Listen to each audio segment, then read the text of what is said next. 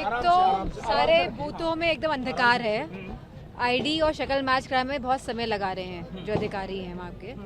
और सेकेंडली कि बहुत स्लो कोशिश कर रहे हैं कि स्लो हो, वोट परसेंटेज गिरे, तो ज़्यादा ध्यान पूरा इसी में।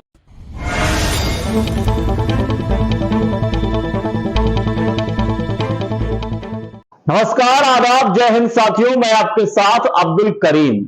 जिस रामपुर में कहा जाता था कि वहां पत्ता हिलने से पहले आजम खान साहब की इजाजत लेता है, उसी रामपुर में आजम खान का किला ताश के पत्तों की तरह ढहने लगा। दरअसल रामपुर में समाजवादी पार्टी और आजम खान के वर्चस्व को खत्म करने का संकल्प जो बीजेपी ने लिया है, उसमें एक आहुति 8 दिसंबर को दी गई। जी हां, 8 दिसंबर, ये तारीख रामपुर वाले कभी भूल नहीं पाएंगे, कभी नहीं भूल पाएंगे। दशकों से जिस रामपुर में आजम खान साहब का कब्जा था, वो किस तरीके से ध्वस्त हुआ है वो भी आपने देखा।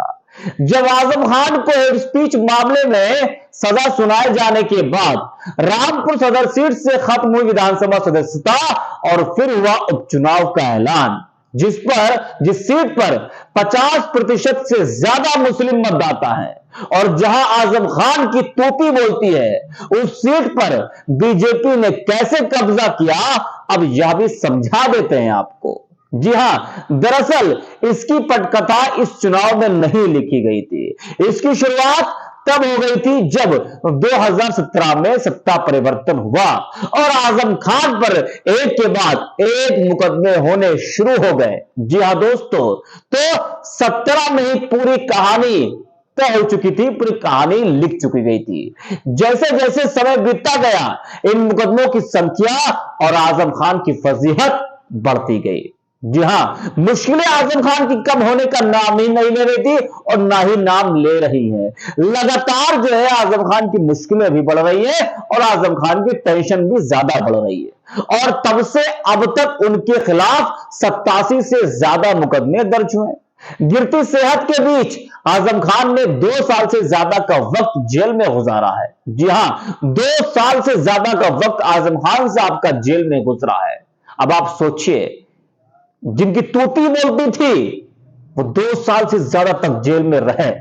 तकरीबन 27 महीने जेल में काटने के बाद वो इसी साल मई में सर्वोच्च न्यायालय के दखल के बाद रिहा हुए थे।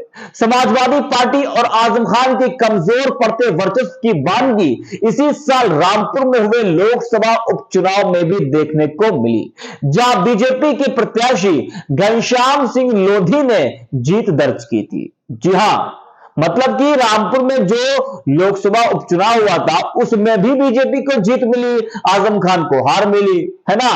समाजवादी पार्टी नेताओं ने तब आरोप लगाए थे सत्ता पक्ष ने प्रशासन के दम पर उनके वोटरों को धमकाया। अब इस साल बीता ही नहीं था कि रामपुर एक बार फिर कुरुक्षेत्र बन गया।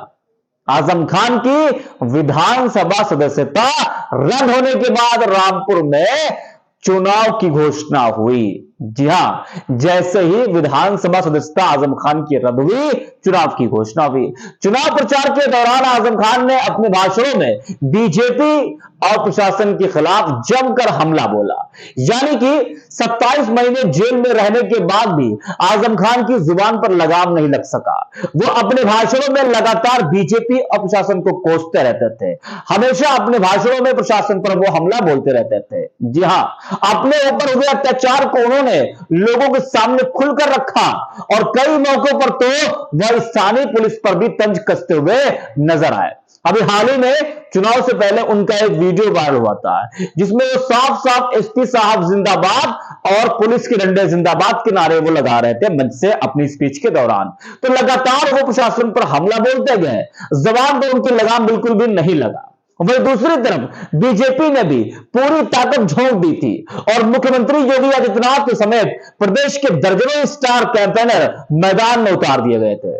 50% से ज्यादा मुस्लिम मतदाता इस विधानसभा सीट पर निर्णायक भूमिका में रहते हैं। हालांकि मतगणना के दिन पासा पलटा हुआ नजर आया। जी हां, मतगणना के 20 राउंड तक सपा के आसिम रजा अपने प्रतिद्वंदी आकाश सक्सेना पर बढ़त बनाए हुए थे।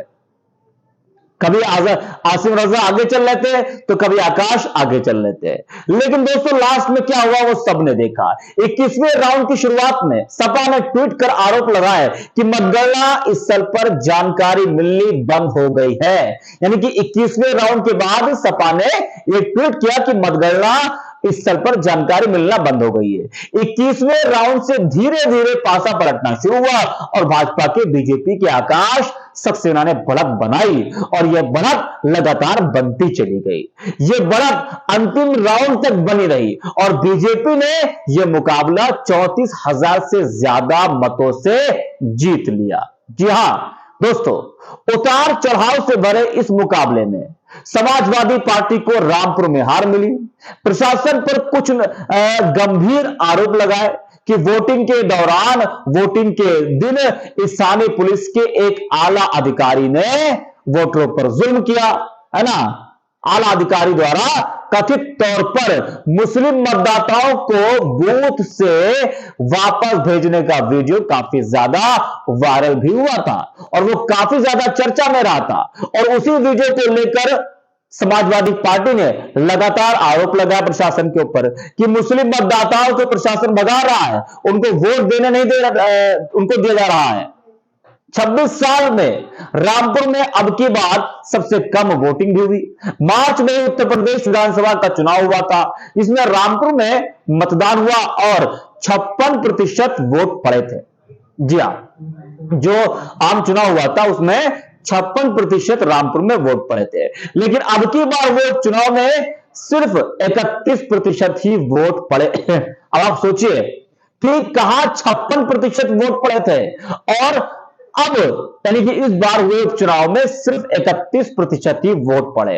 रामपुर विधानसभा सीट पर इतनी कम वोटिंग 1993 में हुई थी, तब 30.5% वोट पड़े थे और आजम खान की जीत हुई थी। यानी 25 साल में रामपुर में अब की बार सबसे कम वोटिंग हुई और इसी के साथ आजम खान का किला भी ध्वस्त हो गया।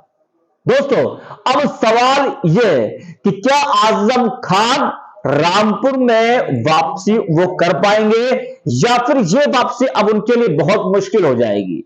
लोकसभा उपचुनाव हारे, विधानसभा उपचुनाव हार गए वो, तो क्या रामपुर से आजम खान का जो वर्चस्व है, जो उनका किला है, वो लगातार ध्वस्त हो रहा है? क्या आने वाले वक्त में भी आजम खान का नाम रामपुर से खत्म हो जाएगा? नाम तो खत्म नहीं होगा, लेकिन जो वर्चस्व है उनका, क्या वहां की जनता ने आजम खान को नकार दिया है? दोस्तों, इस पूरी वीडियो पर आपकी राय क्या है, कमेंट करके आप लोग जरूर बताइएगा। धन्यवाद।